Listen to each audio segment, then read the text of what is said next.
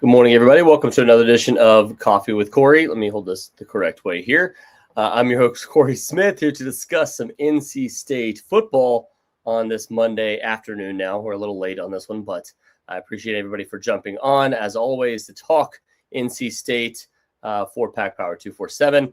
But before we jump into things, I want to remind our listeners, as we had the last few weeks, to give a special shout out here to the Pack House Coffee Company, who's jumped on with us. You know, Coffee with Cory, we needed to partner with a coffee company, and it made sense. It's close to home for me out here in Youngsville. But Pack House Coffee Company is owned by two NC State graduates and has locations in Youngsville, Franklinton, and Lewisburg. Today, I'm drinking the Fluffernutter, which is part of their back-to-school menu that they have going on right now. Marshmallow and peanut butter with a cold foam on the top. It looked a lot better when I started drinking it earlier. But it is still delicious, and you should check them out. They support us, so we want to make sure that you support them as well. And as always, before we get things started, I want to remind our listeners, too, to check us out on Spotify, on iTunes, and on Google Play Store. And if you're watching this live, make sure that you check us out on YouTube. Hit like, subscribe, and hit get notifications so you can jump on with us each and every single time we do one of these. Football season is fast approaching. We're getting really close to it. Just had Victory Day yesterday, which was marked the end of fall camp. They will officially be starting game prep this upcoming week for Virginia, which is a season opener out in Charlottesville, not Brazil, in less than 2 weeks now. So do make sure that you're subscribed to us, and also make sure to subscribe to packpower247.com as well. You get the entire 24/7 sports network. You can do all of that right now, and it's 60% off when you sign up right now. So that gets you over 6 months absolutely free when you sign up to packpower247.com. So do make sure that you check out how to become a premium subscriber. All right, so the reason why we're jumping on this one today, talking a little bit about where NC State stands. Our guys over at 24/7 and CBS Sports, Chris Hummer, John Talty as well, put out a breakdown of the rosters that have spent, the teams that spent throughout the entire offseason, because now we're done with the offseason and potentially done with the spending across all of college football. We'll see if other teams go out and add more players now late in the game. But several teams over the $40 million mark, several teams over 30 million, and then a lot of teams, actually over 45 teams across college football, are over 20 million. So I want to discuss where NC State stands in this, where they're at in the ACC, and then, what that puts them at, how they've spent their money, and then finally what they can do to kind of, fix some of this. But before we do that, let's drink a little more coffee. All right. Make sure I don't have any cold foam there. Okay. So, again, where NC State stands in all of this. First of all, let's look at the rosters right now. NC State is below the 20 million mark. And that comes from Chris Hummer. And I know, and I don't know on the SEC side, I'm assuming John was the one that went through the SEC and Big Ten. But Chris, I know for a fact, reached out to insiders across the ACC and across, the country to kind of find out where these rosters currently stood. One of those people was me. That's why I know. And I talked to him about, hey, who have you spoken to? What types of things were you looking for? And what have you heard back? So I knew this number was coming. It's just when you look at the grand scheme of the rest of college football, and especially given the fact that NC State used $13.5 million this past year of the revenue sharing towards this roster, it's a bit of a surprise that it's still below 20 million, especially given the fact that there was a lot of money for NIL that came before revenue sharing, and I think some of that has dropped off a little bit, and some of it is because you go, all right, well, 13.5 million that you get a revenue sharing, how much more do I need to give? Because that should be a good enough money to get you a baseline for what you need across college football. It's not really anymore. The way money is being spent now in college football, particularly, I mean, college basketball is a different entity, but some teams are spending over $20 million on a 15-player roster for college basketball. So it's getting pretty high up there as well for basketball. NC State spent 8 figures when it came to college basketball roster for a second straight year. So gives you a pretty good indication of how much money they're spending across the board. So where does that put them in the ACC? Well, Miami is the only team spending over 30 million, and also the only team spending over 40 million. So clearly they went all in trying to build what could be a national championship contender. It's not just trying to win the ACC for them. It's trying to win the national championship. They were on the doorstep this past year. They went out, they spent not only, wisely, they went out and got a lot of good players, but they spent a ton of money. So you not only have good money, good players at the top, but also depth. And they were able to go out and add, this year already right now, they have, I believe, five-star players, if I remember correctly, and a lot of those in the state of Florida. So I can't remember correctly. I think it made it 4 or 5, one of the two. They have 5-star players. Mind you, the rest of the ACC, I believe, has 2 combined. So that's a pretty good indicator of just how high up Miami is when it comes to not only recruiting in NIL or, when it comes to the transfer portal, but also when it comes to the ACC as a whole and recruiting out of high school. The rest of the ACC, the teams that were over 20 million, and some of these are closer to 30 million than they are to 20 million, but Clemson, Florida State, Georgia Tech, Louisville, North Carolina, SMU, Virginia, and Virginia Tech. Now, some of those teams have gotten a good return on investment. Obviously, Louisville was a really good team last year. Georgia Tech was a really good team. SMU, Virginia, a 10-win season last year, 11-win season last year. They're trying to replicate that. So a lot of those teams invested a ton of money in to say, all right, we want to get to the next level. Whereas some of these teams, the Clemsons, Florida States, and North Carolinas are finding out like maybe that wasn't enough. Virginia Tech is obviously going through a revival right now, and a lot of changes going on there with James Franklin coming in. They're spending a lot of money in different ways, not just when it comes to the basketball or the football side of things. But those are some of the teams that in the ACC you expect to be in the top 5 this upcoming year, and there's a reason why. Now, where NC State ranks, NC State is in the mix with Boston College, Cal, Duke, Pitt, Stanford, Syracuse, and Wake Forest. Those are all the teams that are below 20 million.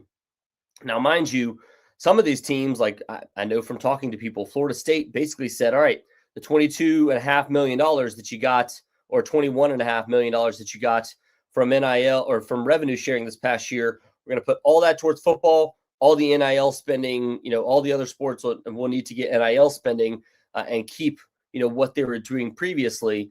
And then we're just going to invest all of it in football. So that put them a little bit above 20 million. And I think NC State was one of the closest to 20 million and may have ended up hitting that if you end up actually spending the money on Katron Evans and now bringing in Jamil this past week. So there are some ways that it could have changed Jamil Johnson this past week.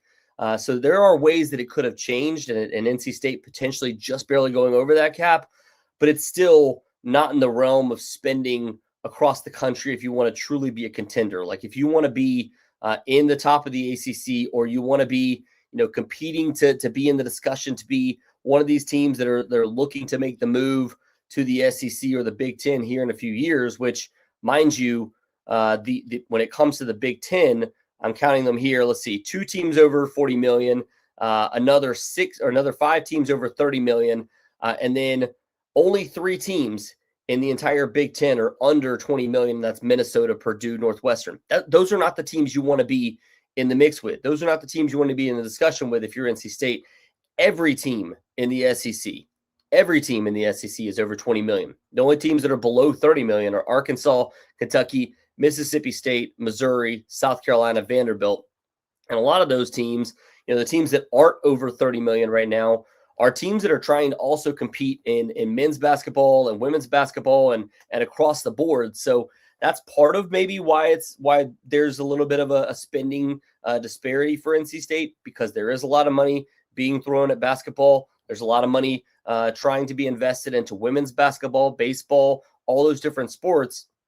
And it's just not as prevalent at NC State. There's not as much to go around. So in order to do those things, people pick the sports they want to give to.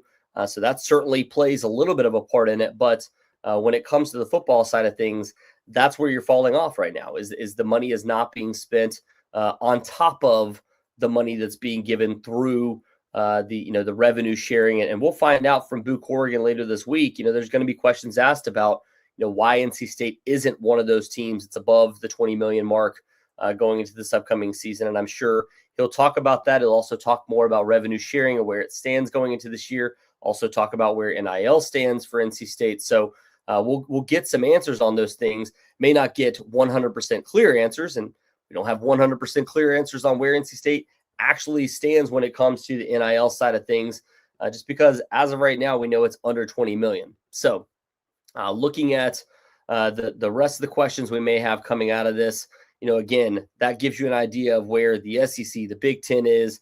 The ACC only has one team above 40 million, whereas, let's see, I'm scrolling down here. I want to make sure I get it right here. Yeah, the Big Ten has 2 over 40 million. The SEC has 3 over 40 million. And then, that's really the only teams that are over 40 million. So right now, if you're NC State, you're just looking to get, closer to 30 million, which is insane to say, because a few years ago we were going, all right, well, Ohio State's the first $20 million, roster, and they won a national championship with that. That's what you need to get to. Well, with revenue sharing being included in all this, the NIL portion has become even more important, because if you're spending, upwards of $13 million on your football roster and revenue sharing alone, you probably need to double that when it comes to not double that completely. I'm not saying you need to spend 26 million when it comes to NIL, but if you want to be competitive in the ACC, you want to be competitive when it comes to teams trying to pull players from you when it comes to the SEC, or when it comes to the Big Ten, which we saw both of those teams kind of raid NC State this past year when it comes to players that they were trying to keep. You're going to need to be able to have a bigger investment when it comes to NIL, and that's just the truth of the matter. And that's not to say people over at Wolfpack or Savage Wolves aren't doing a hell of a job. They're doing everything they can when it comes to putting together events, trying to find ways to raise the revenue sharing, trying to find ways to raise the NIL aspect of things.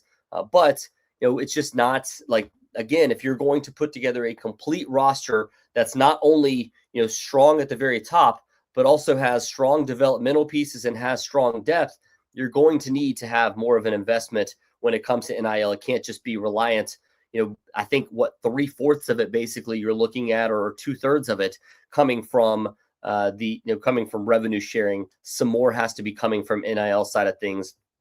Now, where NC State did the right thing when it comes to the coaching staff, when it comes to the recruiting team, when it comes to NIL spending, is spending it on the right players, and that's not always a given.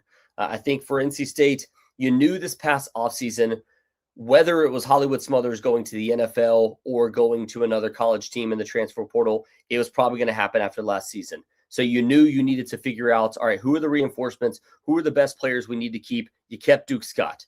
You knew the head of the offense, the most important player on the team, you needed to spend money on CJ Bailey. And I think they spent a little bit less money on CJ Bailey than some other teams were willing to offer outside. And obviously he never actually went into the transfer portal. So, those numbers aren't really going to be thrown around as prevalently, but for CJ Bailey to come back and for NC State to be able to spend the money to keep him is huge, not only for the factor of you want to be able to have him for next year, but also, like, look, man, if he goes on to the NFL, you've had quite a few quarterbacks that have gone on to the NFL or quite a few players that have gone on to the NFL, not just quarterbacks, but, that didn't end up staying with the program throughout the entire tenure. And it doesn't, it doesn't end up falling back to say, all right, man, NC State is really producing great players, because sometimes those guys end up going elsewhere. You think of Casey Concepcion this past year.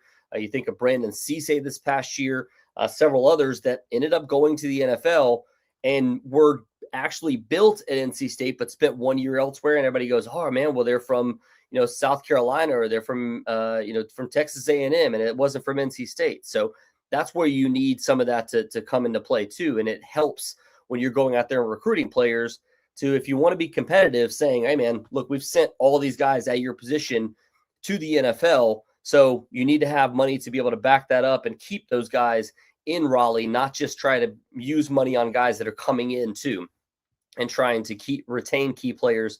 But NC State spent wisely. CJ Bailey staying in Raleigh, Duke Scott staying in Raleigh, going out and getting really high upside wide receivers, really high upside tight ends. And look, man, are all those guys going to pan out? Probably not. Not every single one of them does all the time. You went out and got Davion Goss at the running back position that you really like when it comes to pass blocking, when it comes to being able to catch the football out of the backfield. So not only did they go out and spend the money wisely and team up CJ Bailey with some of the guys that were guys that he's worked with in the past, but they're all have different traits that work so well and work seamlessly for NC State. Davion Dozier, a big deep threat target. Vander Plug, a former top 100 overall player, top 247 overall player, and a guy that has a tremendous amount of upside. Hunter Provience, a great blocker, can become an all-around tight end and keeping Preston Douglas at the tight end position. JoJo Trader that you went out and, look, man, didn't pan out at Miami, but was a former top 100 overall player, top 50 player in his class, and somebody that CJ Bailey knows extremely well. So you think, all right, man, if that upside ever comes to realization and it happens at NC State, he could be a guy that's on NFL draft boards and somebody that could ultimately help propel CJ Bailey to be, that much better of a player this upcoming season. And what is a money year for him?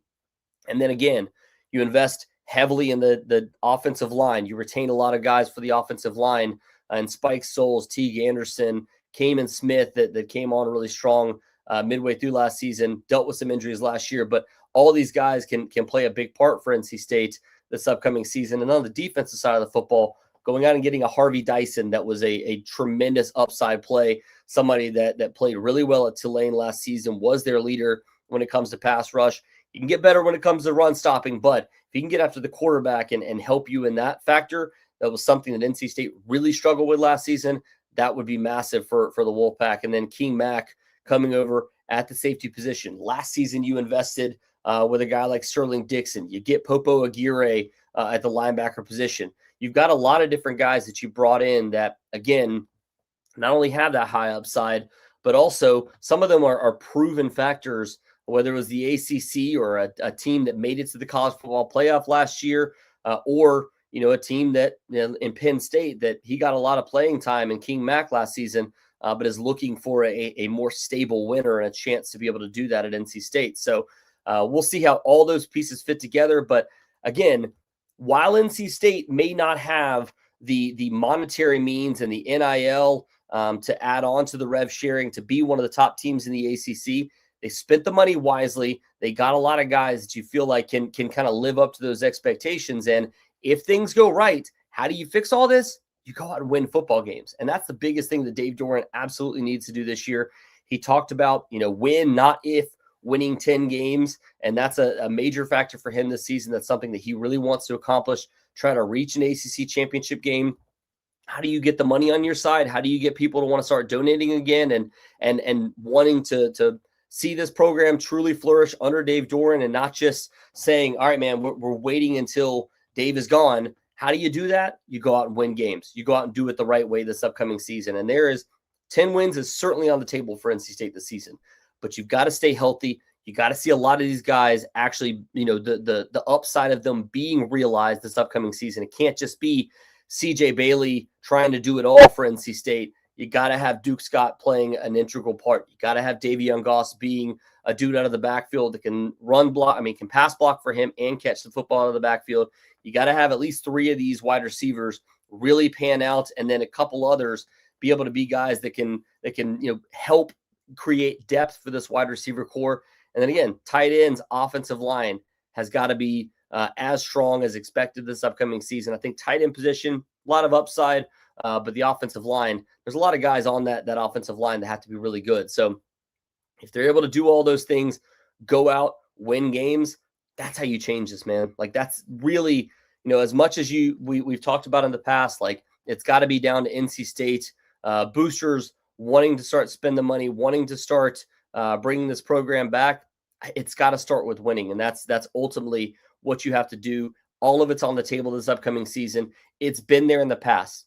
Think back to 2022, NC State invested heavily, got, several pieces back. Devin Leary gets injured midway through the season, and you go through a quarterback carousel at that point between multiple injuries and trying to piece it together. 2024, you invest heavily, you get all the pieces.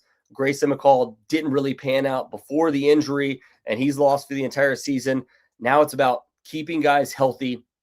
It's about all these guys realizing their potential and being dudes for this team. And you've got to be able to go out there on a consistent basis and win in the ACC, win early, because you got a bunch of games early on.